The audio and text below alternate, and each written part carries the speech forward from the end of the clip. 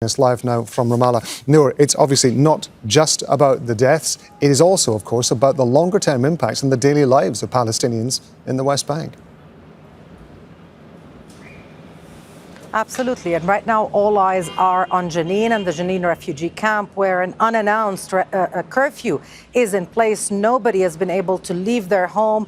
Anybody attempting to do so is being shot at by Israeli occupation forces, as residents are telling us. Nearby in Hawara, further to the south in the occupied West Bank, an Israeli settler took to the street, shot at Palestinians in that street, and was protected, as per usual, by Israeli soldiers, bringing life in that main artery also to a halt. So there's a bigger picture here about what all of that means and what this massive assault means. And with me to discuss it is Saleh Hijazi, the policy coordinator for the BDS movement. Thank you so much for joining us here at Al Jazeera. We've seen the scenes from Tubas, from Tulkarem, and now we know that in Jenin, a lot is happening and residents are talking about a lot of destruction. But if we zoom out a bit, how does Palestinian civil society view what's going on and the impact it's had on civilians across the territory? Nour, the context of settler colonialism here is crucial. Israel is a settler colony that is intent on replacing the indigenous Palestinians with the colonial settlers.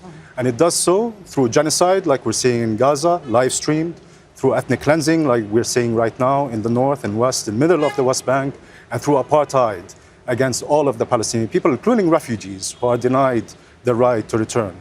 What we're seeing is not qualitatively different. It's perhaps quantitatively different. But we've been experiencing this criminal activity, the systematic killing, systematic torture, systematic destruction of property and livelihood for 76 years.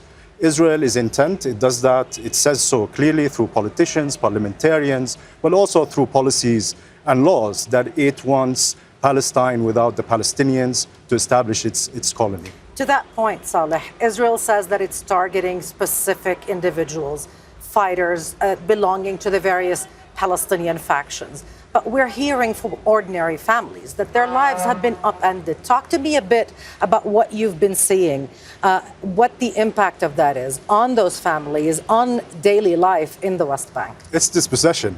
It's what Palestinians call the ongoing Nakba. The Nakba of 1948, the ethnic cleansing and the massacres that Israel carried out against the Palestinians has been ongoing. It's non-stop. And its aim is to have Palestinians leave their homes, leave their towns and cities so that Israel can establish settlements. And the only reason Israel can do this is because of international complicity, complicity of states, corporations and institutions in Israel's crimes. And in 30 seconds, with that complicity, what do you want as Palestinian civil society so that this pattern is broken? Sanction Israel now. We have 2 International Court of Justice orders confirming the possibility of genocide and ordering Israel to stop its genocidal acts, and that Israel's presence in the occupied territories is illegal.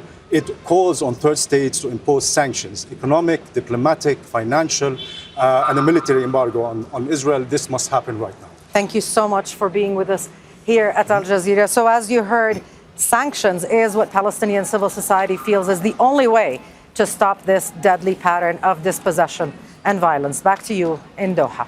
Nour, thank you very much indeed. That's Nour Odeh talking to us from Ramallah. Make sure to subscribe to our channel to get the latest news from Al Jazeera.